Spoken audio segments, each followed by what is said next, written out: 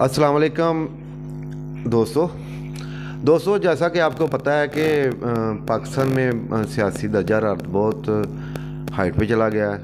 बातें जो है ना बहुत बड़ी बड़ी होनी शुरू हो गई हैं। तो आज की जो सारा दिन पेशरफ्त हुई है उसमें पीडीएम का हंगामी इजलास हुआ है लाहौर में, मॉडल टाउन लाहौर में।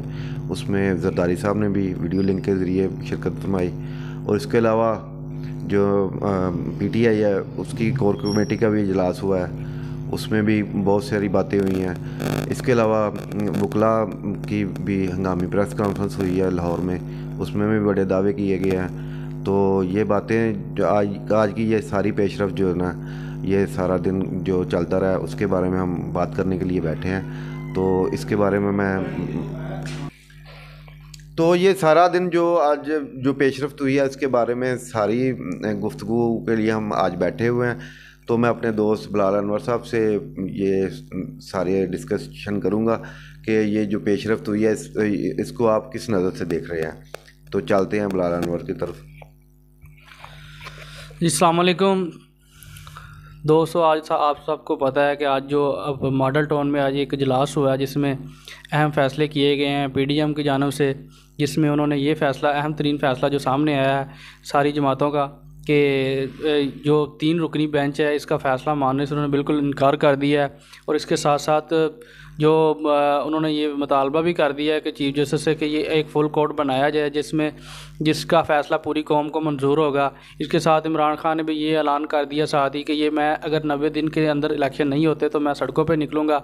और उसके साथ और वकला तहरीक है, उन्होंने भी एक अहम इजलास किया जिसमें उन्होंने ये ऐलान कर दिया कि अगर ये 90 दिन के अंदर इलेक्शन नहीं होते तो हम इसके अंदर एक मुल्क के अंदर एक पंजाब के इलेक्शन और केपी इलेक्शन की वजह से हम एक तहरीक चलाएंगे, जिसमें उन्होंने पूरे वकला बरादरी और जितनी भी बार कौंसल है उनका सबका मुतफ़िका फ़ैसला है कि एक तहरीक चलेगी जिसमें 90 दिन के अंदर जो इलेक्शन का मुतालबा किया जाएगा। और इसके साथ साथ ये आज का जो सारा बना हुआ है एक गर्मा गर्मी का माहौल, और इसके अंदर इमरान खान ने 9 बजे एक हंगामी प्रेस कॉन्फ्रेंस भी रखी हुई है। वो इस सारे सिनेरियो में क्या कहेंगे वो आपके साथ शेयर करेंगे।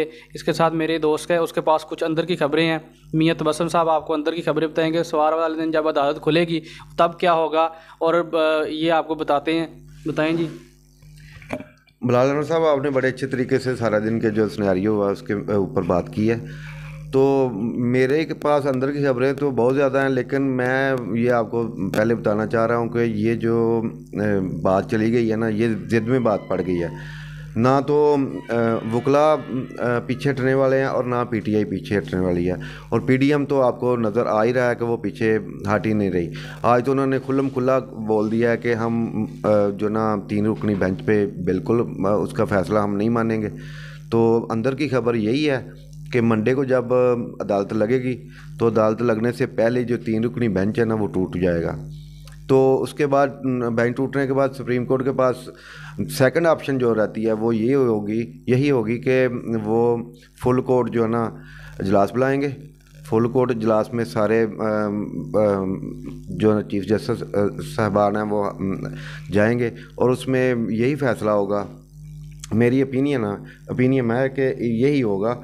ये कोई मतलब कि ज़रूरी नहीं कि ऐसा ही हो, लेकिन अपना अंदाज़ा होता है। मेरा अंदाज़ा यही है कि ये फुल कोर्ट इजलास होगा और उसमें जो ना टास्क दिया जाएगा पीडीएम को राज़ी करने के बारे में, पीटीआई को राज़ी करने के बारे में, एस्टैब्लिशमेंट को राज़ी करने के बारे में, और फिर कोई बीच वाला रास्ता निकाला जाएगा और फिर ही इलेक्शन होंगे।